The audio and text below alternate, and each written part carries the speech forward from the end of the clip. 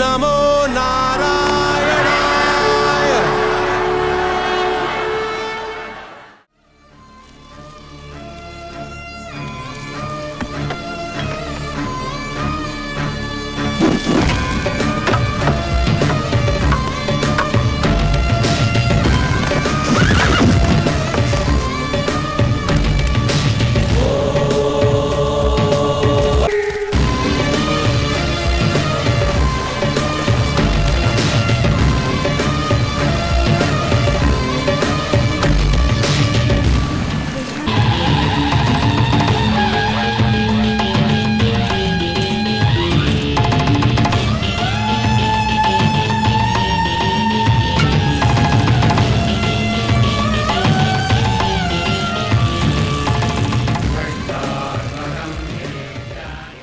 అయితే దర్శిస్తారో సమస్త విఘ్నాలు తొలగి వారికి కార్యసిద్ధి జరుగుతుంది అని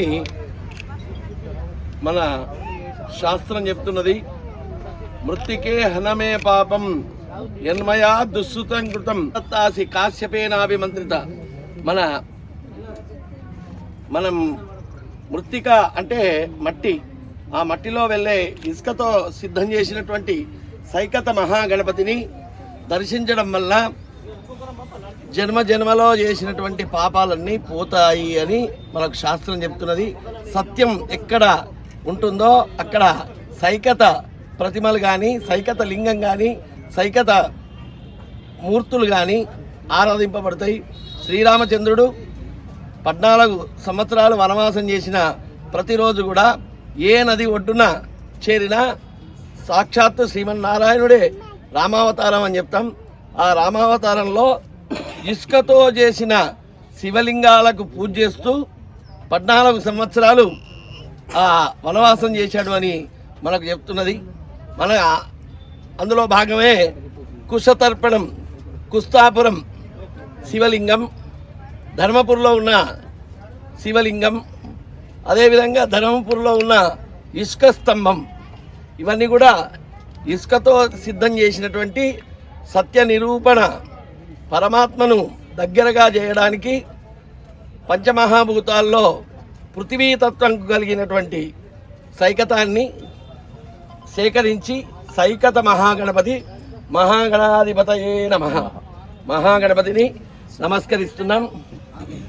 అంటే ఒక్క గేట్లో చేయడం 3 ద్వారాల నుంచి దర్శిస్తే ఒక ఆధారాలు ఇచ్చి మధ్య భాగం, తర్వాత ఊర్ధ్వ భాగం, అంటే ఆపాద మస్తకం దర్శించాలంటే 2 కళ్ళు సరిపోవు. అందుకోసం 3 ద్వారాల నుంచి 3 భాగాలుగా దర్శించమన్నారు. ఎక్కడ అనంత పద్మనాభ స్వామి దేవాలయం ఉన్నా సుమారుగా అలానే ఉంటుంది. మన దగ్గరలో ఇక్కడ నిజామాబాద్ దగ్గర కూడా అనంత పద్మనాభ స్వామి టెంపుల్ ఉంది. మన వేములవాడలో రాజన్న సన్నిధిలోనే అనంత పద్మనాభ స్వామి ఉన్నారు. మరి అనంతము అంటే నా అంతం, అంతము లేని స్వరూపం కనుక. ఎందుకంటే పశ్యామి దేవాంస్తవ దేహ దేహే సర్వంస్తత భూత విశేష సంగాన్ బ్రహ్మాణమీశం కమలాసనస్తాం ఋషించ సర్వాన్ పురగంశ్చ దివ్యాన్ అనేక బాహూదర వక్రనేత్రం పశ్యామి త్వాం సర్వతోనంతరూపం నాంతం న మధ్యం న పునఃస్వభావిం పశ్యామి విశ్వేశ్వర విశ్వరూప.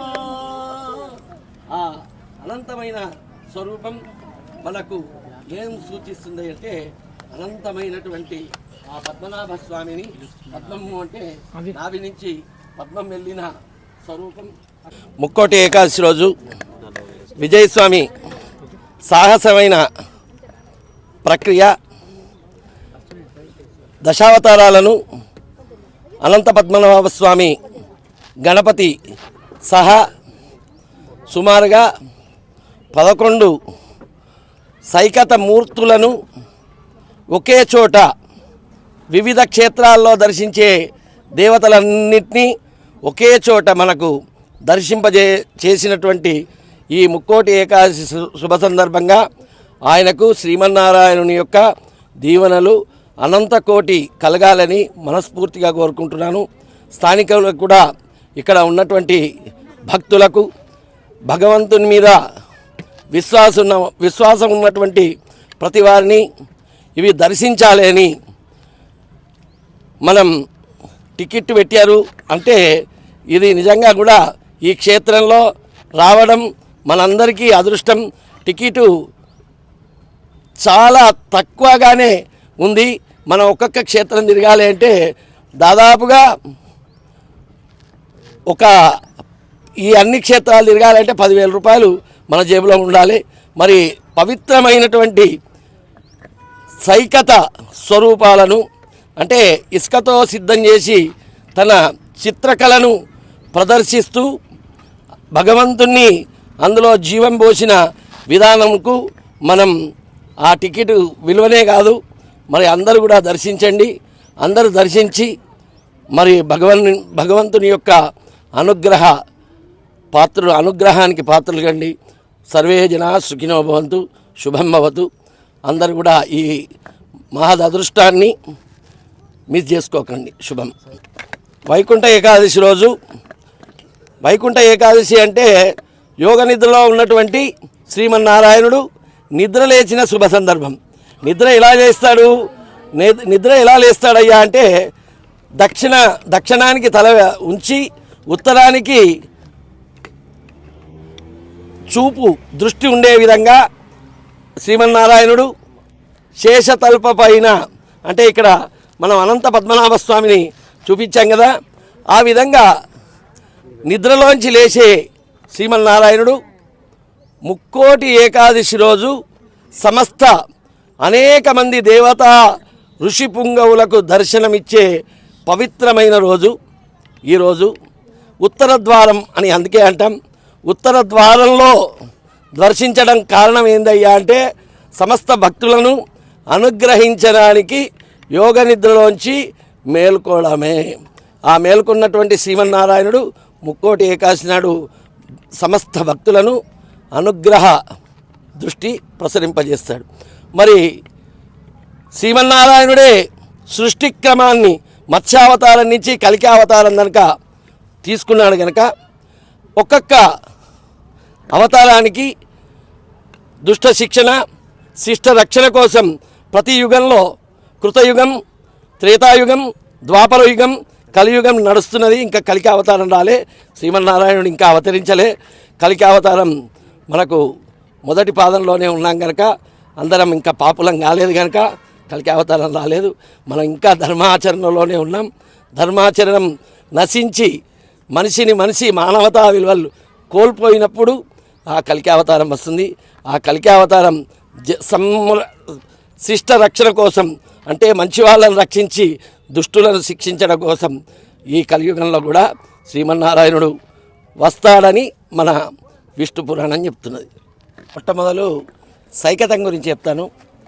మృత్తికే హనమే పాపం యన్మయా దుశ్రుతం కృతం మృత్తికే బ్రహ్మదత్తాసి కాశ్యపేనాభిమంత్రిత మృత్తికే దేహిమే పుష్టిం త్వయి సర్వం ప్రతిష్ఠితం మృత్తికే బ్రహ్మదత్తాసి కాశ్యపేనాభిమంత్రిత అనే ఆ మృత్తికా మంత్రం. మృత్తిక అంటే మట్టిలో శుద్ధి చేయబడ్డదే ఇసుక.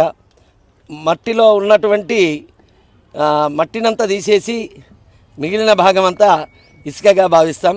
ఆ ఇసుకతోటి చేసినటువంటి ఈ సైకత మూర్తి మనకు రాముడు శ్రీరామచంద్రుడు తన వనవాసంలో దక్షిణ భారతం అంతా కూడా తిరుగుతూ దండకారణ్యంలో తిరుగుతూ ఇక్కడ ఏ నది వచ్చినా సైకతలింగం చేసి పూజించడం, శివతత్వాన్ని నింపడం, మరి జలతత్వం భూమితత్వం కలిగినటువంటి ఆ పరమేశ్వరుని ఆరాధించి ఆదర్శమూర్తి ధర్మమూర్తిగా ప్రసిద్ధిగాంచాడు.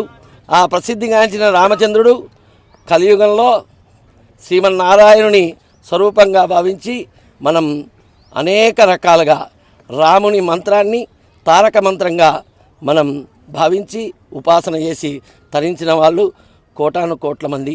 మరి ఇక్కడ శ్రీమన్నారాయణుని అవతారాలు సైకతంలో చేసి మనకు దర్శన భాగ్యం కలిగించినటువంటి ఈ సంస్థ వారికి అనేక కోటి ధన్యవాదాలు. అది నవనాథపురంలో చేయడం ఇంకా ఆనందం.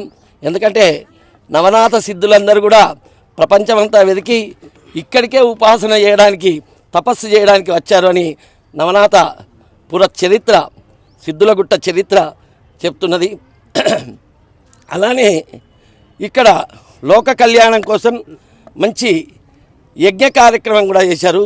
అంటే ఎక్కడ భగవంతుని నామస్మరణ జరుగుతుందో, ఎక్కడ భగవంతుని యొక్క కీర్తన జరుగుతుందో కలో కీర్తన ప్రియ శ్రీమన్నారాయణుడు.